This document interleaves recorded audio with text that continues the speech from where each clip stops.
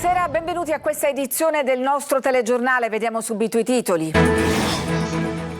Maltempo il giorno dopo, frane e smottamenti nel Messinese, fiume di fango a Ginostra e Stromboli. Ad Agrigento è ceduto un muro dell'ex ospedale, la procura ha aperto un'inchiesta. La regione dice no ai installatori privati e boccia il progetto WeBuild, stanzierà 180 milioni per realizzare l'improprio a Gela, Porto Empedocle e Trapani. Inchiesta Mazzette, scarcerato Alescia, capo della banda che gestiva il giro di appalti pubblici ad Agrigento. Catania lotta alla sosta selvaggia a Piazza Lanza, tante auto bloccate con le ganasce o portate via con il carro attrezzi. L'opera dei pupi in corsia negli ospedali di Ragusa e Siracusa per rallegrare i piccoli pazienti. Calcio, domani esordio nei playoff per il Palermo. Rosanero costretti a vincere sul campo dello Juve Stabia per approdare in semifinale. In casa Catania brucia l'eliminazione con il Pescara, ma già si lavora al futuro.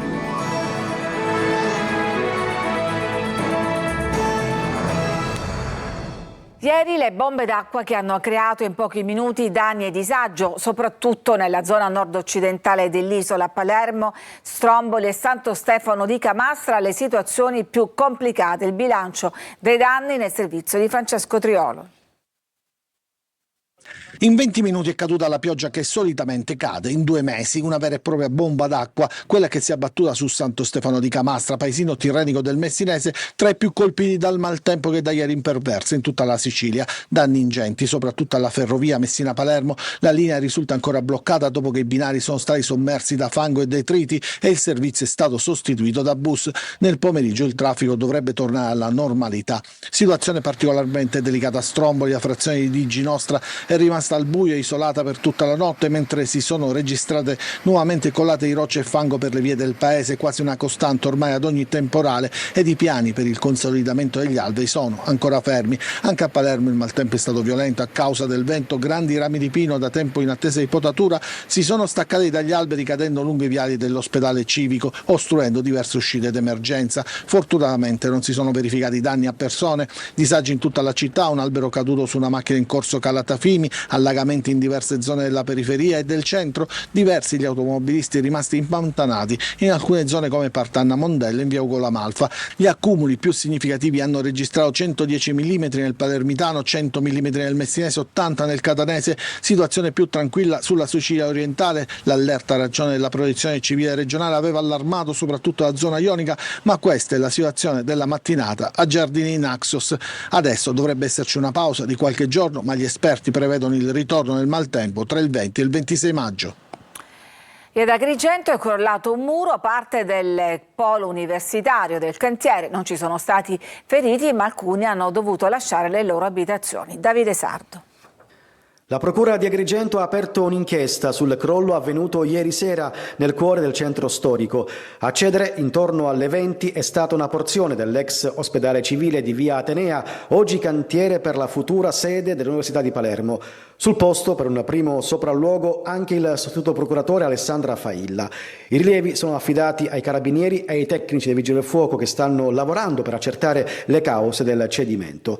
Il boato ha fatto tremare il centro storico e scatenato il panico tra residenti e turisti. Fortunatamente non si registrano feriti. Il cantiere era vuoto al momento del crollo. Secondo alcuni abitanti della zona, gli operai avevano lasciato l'area intorno alle 14, solo poche ore prima del disastro. I danni più gravi si registrano in alcune abitazioni adiacenti, con 2 B&B e una casa vacanza evacuati per precauzione. Le note cinofile giunte da Palermo hanno escluso la presenza di persone sotto le macerie. Il cantiere era in fase di completamento. I lavori, appaltati nell'aprile del 2021 al consorzio RT Ares Energos di Martina Franca per oltre 4 milioni di euro, dovevano concludersi entro giugno. Ora il progetto subisce una brusca battuta d'arresto, mentre resta alta l'attenzione sulla stabilità dell'area. Via Atenea resta chiusa al traffico. No ai installatori privati con cui la bolletta aumenterebbe in maniera considerevole. La Regione è pronta a mettere i fondi per realizzare l'improprio. Maglio Viola. La regione siciliana dice no a WeBuild, il progetto per la realizzazione di 2 dissalatori nell'area metropolitana di Palermo con investimenti privati, secondo i conti della Sicilia, avrebbe un impatto devastante sui costi della bolletta idrica finale. Si parla di circa 274 euro in più ogni anno sulla bolletta di ogni cittadino. Per questo la Sicilia boccia la proposta. Il progetto di realizzazione di 2 dissalatori nell'area metropolitana di Palermo deve servire popolazione per 839.000 abitanti, per i quali la portata di produzione d'acqua deve essere fra i 600 e i 1000 litri al secondo. Il progetto WeBuild invece ha una capacità 3 volte superiore, con una produzione prevista di 3.000 litri al secondo e un investimento complessivo di 875 milioni. Gli oneri di esercizio degli impianti sarebbero stati a carico della Regione per un totale di 230 milioni di euro annui fra ammortamento dell'investimento, energia elettrica e tasse. Il totale sarebbe stato di oltre 5 miliardi in 30 anni, in più i costi di distribuzione, e tutto sarebbe finito nella bolletta idrica dei siciliani. La Regione invece procederà con la propria gara per la realizzazione di 2 impianti più piccoli per un valore di 180 milioni. Intanto sono appena partiti i lavori per 2 dissalatori a Gela e a Porto Empedocle e partiranno a breve quelli per il dissalatore di Trapani, in tutto 100 milioni di euro per opere che saranno operative in parte entro l'estate e in parte subito dopo. Torniamo ad occuparci dell'inchiesta sul giro di tangenti ad Agrigento. Torna libero uno degli arrestati. Nelle indagini era finito anche l'appalto per la condotta idrica. Orazio Longo e Tonino De Mana. Il 14° uomo indagato è coperto da omissis, come scritto sul verbale dell'inchiesta per il presunto sistema di corruzione sull'assegnazione di lavori pubblici tra Agrigento, Trapani e Catania.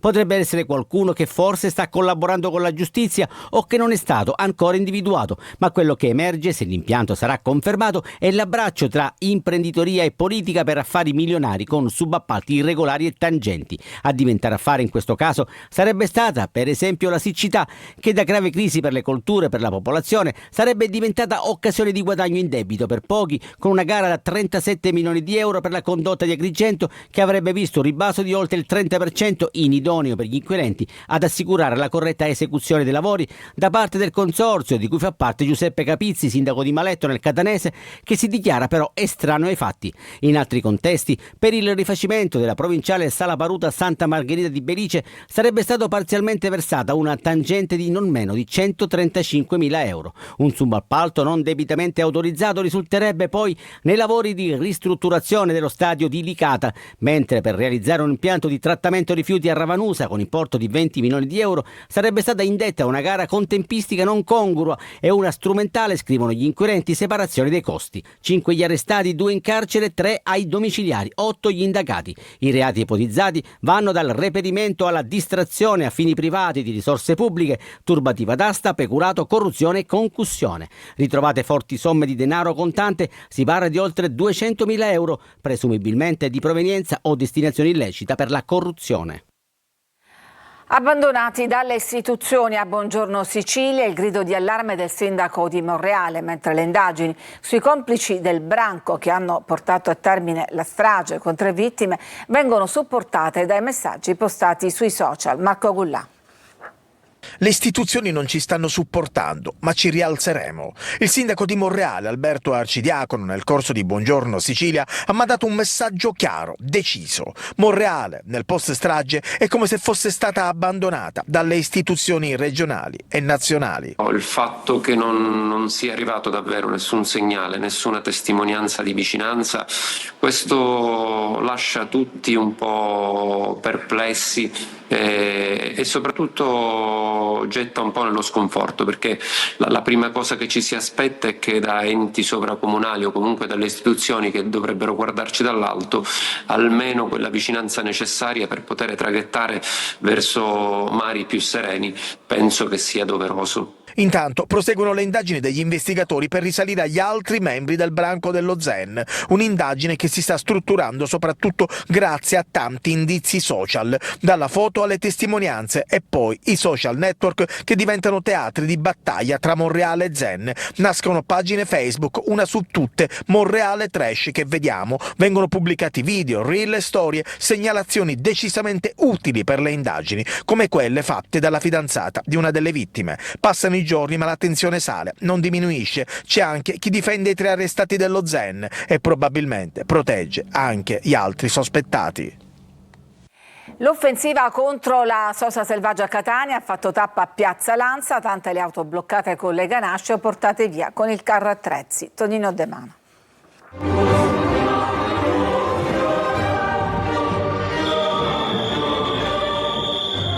Minchia, i vigili. Papà, ma che cosa sono i vigili?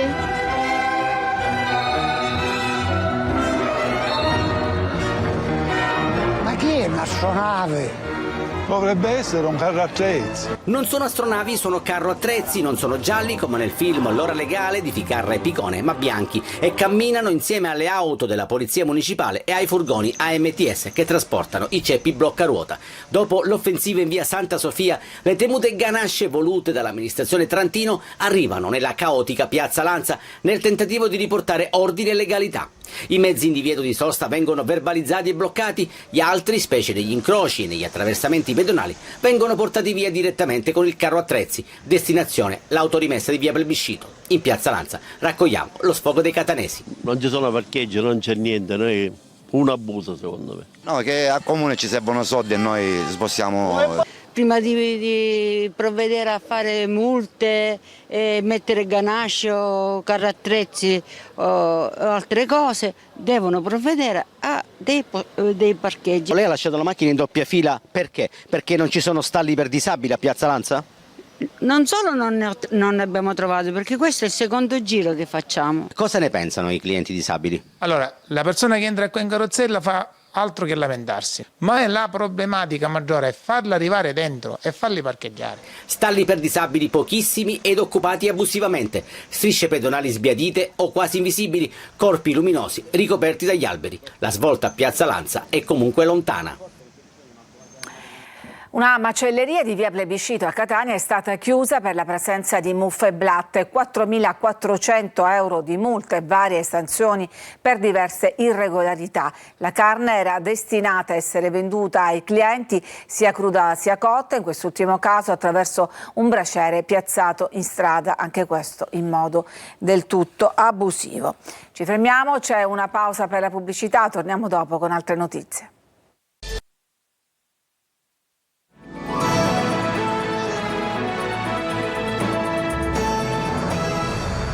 A Caltanissetta è il concerto della banda musicale della Polizia per celebrare i 400 anni dall'apparizione di San Michele Arcangelo. Rita Cinardi.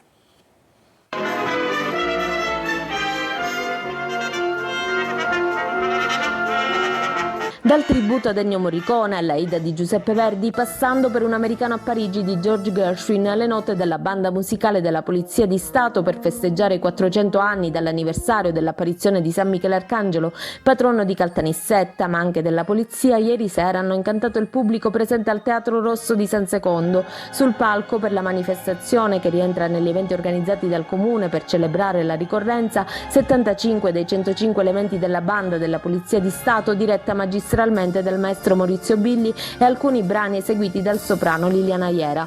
Per la città di Caltanissetta è stato un vero e proprio evento, visto che l'ultima volta la banda musicale della Polizia di Stato si era esibita in città il 24 dicembre del 2001. Devo dire un momento veramente celebrativo, molto bello, perché la banda musicale della Polizia di Stato non veniva a Caltanissetta, proprio in questa città, da più di 20 anni. È stata veramente corale questa decisione. Nel corso dell'evento la banda della Polizia di Stato ha sfoggiato la nuova uniforme voluta dal capo della Polizia, Vittorio Pisani. Domani sera i 75 elementi della banda saranno impegnati a Noto in occasione dell'Infiorata, quest'anno dedicata alla pace che si fa arte. L'Opera dei Pupi in corsia con gli spettacoli della compagnia di Vaccaro Mauceri, spettacoli nei reparti di pediatria degli ospedali di Ragusa e Siracusa per rallegrare i piccoli pazienti. Sentiamo Veronica Barbarino. Noi paladini siamo sempre stati considerati gli eroi. La storica arte dei pupi siciliani esce dai teatri per entrare per la prima volta in Italia nei reparti pediatrici degli ospedali ragusani e siracusani. Dei pupi sei la star, con le tue magie fai SOS Pupi in corsia della compagnia dei pupari Vaccaro Mauceri, in 30 minuti di spettacolo per non interferire con le attività ospedaliere, regala gioia e meraviglia ai bambini ricoverati. Ogni giorno il Corona Port. Il Corona Port? Corona Port. Va bene, allora andrò a comprarlo in pasticceria. La magia dei burattini è creata dall'attrice Donatella Liotta, dai manovratori dei pupi Massimo Tuccitto e Paolo Lamesa, sotto la supervisione del maestro puparo Alfredo Mauceri, anima del teatro Alfeo. Al progetto ci teniamo tantissimo perché le figure, il mondo delle figure ha sempre molto affascinato i bambini e il senso proprio del progetto e dello spettacolo è che se i medici curano il corpo alla grande sicuramente, noi proviamo a dare un po' di sollievo all'anima di questi bambini. Partendo dalla Sicilia orientale, obiettivo è adesso coprire tutta l'isola per diffondere divertimento, regalare allegria e vicinanza. Ci fermiamo, c'è una pausa per la pubblicità, torniamo subito dopo con la pagina sportiva.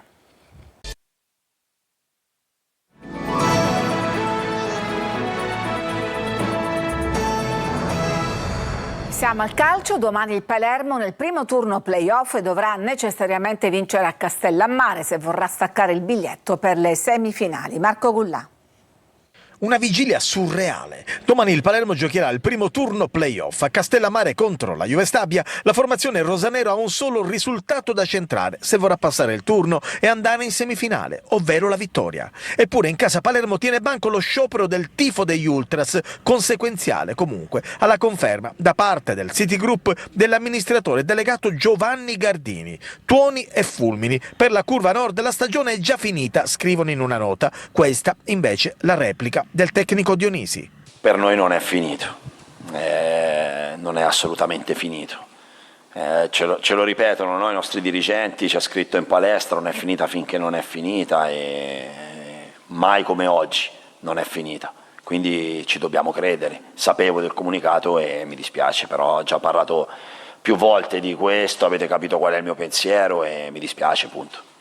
Dionisi sceglie i titolarissimi. Contro la Juve Stabia dovrebbe tornare in campo la stessa formazione che ha battuto il Frosinone, con l'unica novità di Ceccaroni al posto dello squalificato Nicolau. Non ci sarà Magnani, ancora alle prese con l'infortunio alla gamba sinistra. Dopo essere stato impiegato a centrocampo contro la Carrarese, Segre tornerà nel suo ruolo abituale di trequartista sul centro-destra. Confermati Brunori sulla tre quarti di sinistra e poi Ampalo al centro dell'attacco. Juve Stabia con Adorante e Candellone. Domani fischio d'inizio alle 19:30. In casa Catania brucia l'eliminazione con il Pescara, ma già si lavora sul futuro. Rientreranno alcuni giocatori dei prestiti, anche Zarbano è già operativo, si attende l'ufficializzazione la prossima settimana. Incontro con Toscano, Marco Carli. Il futuro in casa Catania tutto sommato è cominciato prima dell'eliminazione dai play-off ad opera del Pescara, che brucia ancora perché la possibilità di passare il turno c'era e probabilmente è stata persa in casa con la sconfitta patita nel finale.